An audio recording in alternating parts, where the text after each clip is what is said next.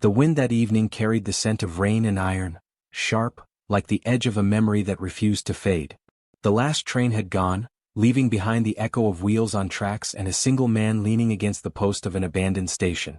Enepe Carter, called Ash by the few who dared to speak to him, watched the sun slide into the horizon, a slow, bleeding ember dissolving into dust. His horse snorted softly nearby, impatient for a command that never came. Ash had nowhere to go, and nowhere was precisely where he had learned to live. He had ridden through wars and silence, through nights so dark they felt hollow. The world had given him no place but the road, and he had learned to take comfort in the rhythm of hoofbeats, the dry rustle of prairie grass, the quiet companionship of stars. Yet that night something in the air changed, something restless, alive and trembling with the pulse of the unknown. Through the wavering heat of the dying day she appeared. Barefoot, her hair tangled by the wind, her dress torn at the hem. Disba Greyhawk, Morning Rain, the name her mother once whispered with pride, came stumbling down the track, clutching a satchel like it held the last piece of her soul. Her breath was shallow, her eyes darting over her shoulder toward the distant hills. There was fear in her every movement, but beneath it, a raw, glowing defiance, like a flame refusing to die. Ash straightened, the brim of his hat shadowing his gaze. He had seen runaways before, thieves, lovers, widows, but this woman carried a kind of sorrow that made the air around her tremble. He said nothing at first. Only the creak of wood and the hush of wind moved between them. Then softly he spoke. "You lost, or runnin'?" Disba froze, her eyes snapping toward the sound of his voice. For a heartbeat she looked ready to flee again. Then something in his tone, low, patient, unthreatening, stopped her. "Both," she said. Her voice was like the river in drought, fragile, but with a current strong enough to carry truth. Ash nodded once as if that answer explained the whole of the world. He stepped aside, gesturing toward the bench beneath the eaves. The rain began to whisper, light at first, the kind that teases before the storm. She hesitated, then sank onto the bench, folding her hands tightly in her lap. The air between them filled with silence, heavy but not cruel. He offered her his canteen. She drank, cautiously. The water slid down her throat, and for the first time since she'd left home, she breathed without choking on fear. "Where you headed?" he asked. She shook her head. "Anywhere that isn't back." He watched her a moment longer, then simply said, "All right." No judgment. No questions. Just acceptance, the kind that feels rarer than mercy. By the time the rain came steady, they were both soaked. He led her to his horse, lifted her satchel without a word, and helped her mount. His touch was careful, like he was afraid she might break if handled too firmly. The road to his cabin wound through open plains and quiet pines, the world stripped down to rain, earth, and breath. She did not ask his name. He did not offer it. Sometimes words only clutter the truth. The cabin was small, built of cedar and loneliness. Smoke curled from the chimney as he lit the fire. Disba stood at the threshold, her dress dripping, her fingers trembling from exhaustion. Ash handed her a blanket, eyes avoiding hers.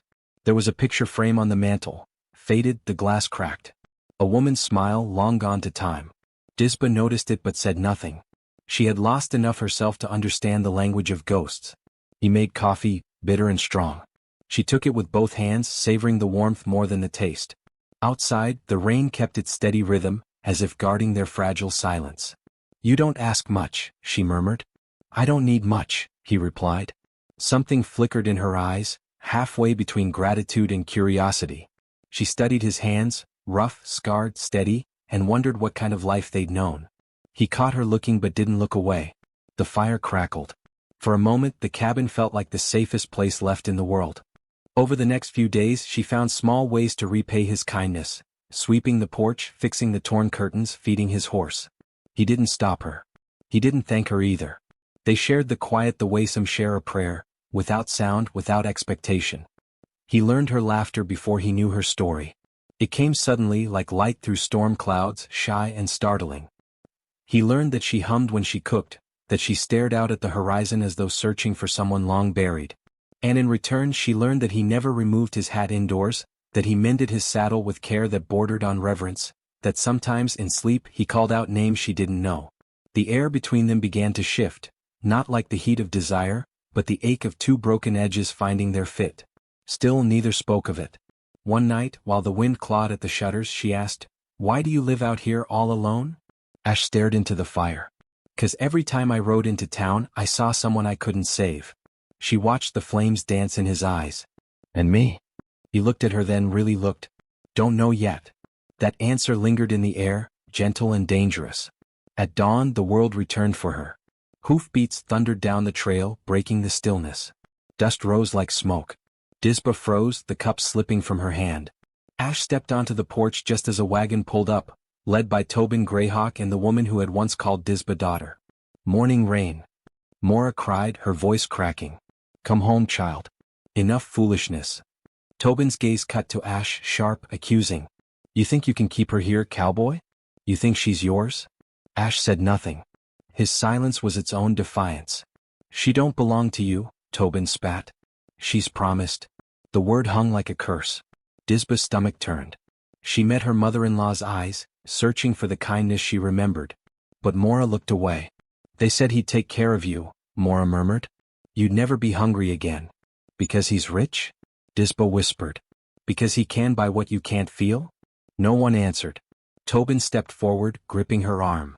Ash moved then, not fast but steady. His hand landed on Tobin's wrist, firm but without violence. For a second, time fractured, the kind of silence that decides fates. She's got her own say, Ash said quietly. Tobin's jaw clenched. You'll regret this. They dragged her away before she could reply. Her satchel fell in the dirt, spilling its few belongings. A comb, a folded scrap of fabric, a broken locket. She didn't look back until the wagon rolled away. Then, through the veil of dust, she saw him still standing there, motionless, hat in hand, the rain returning in soft threads. And he whispered, though she was too far to hear, You'll always be mine. Days passed. The plains turned gold again.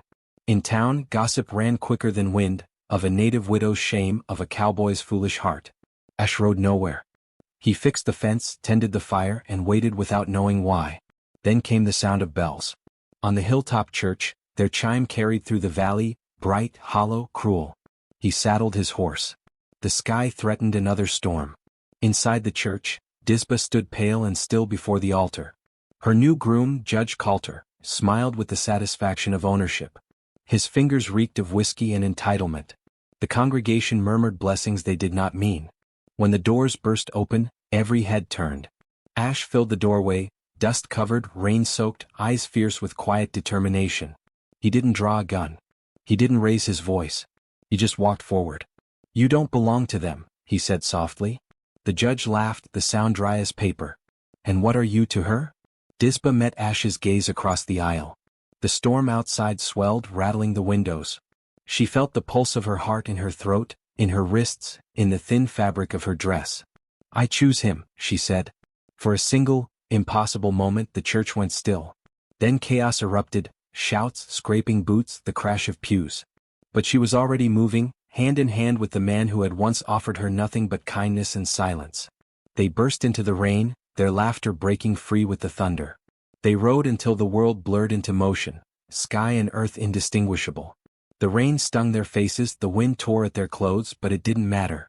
For the first time, Disba wasn't running from anything. She was running toward something that felt like her own breath returning. When the storm eased, dawn spilled across the plains in ribbons of gold. They stopped by the riverbank, the horses trembling beneath them. Disba slid to the ground, her bare feet sinking into the wet grass. Ash dismounted slowly, his hand brushing hers, not possession but a promise. They stood there wordless, soaked and free. She looked at him, a faint smile ghosting her lips. You found me, she said. He shook his head. No. You found yourself. The wind carried their silence across the open land. The world felt endless again and for once, merciful. If anyone ever asked later what became of the runaway widow and the lonely cowboy, some said they vanished into the hills, others that they built a small home near the river where the herons nested. The truth lived somewhere between, quiet, unrecorded, carried only by those who still believed in redemption. Because some stories don't end. They just find a place to rest. And if you ever stand by that same river and listen closely when the wind moves through the reeds, you might hear it still, the whisper of two voices entwined. Will you be mine forever? The wind always answers.